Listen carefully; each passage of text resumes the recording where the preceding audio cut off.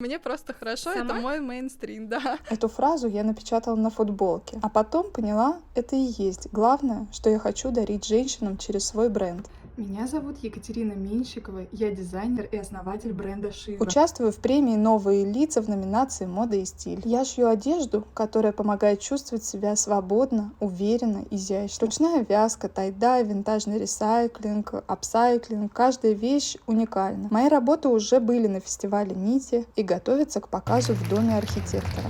Я веду бизнес в обстоятельствах, где не принято начинать. 3 детей, отсутствие денег и инвестиций.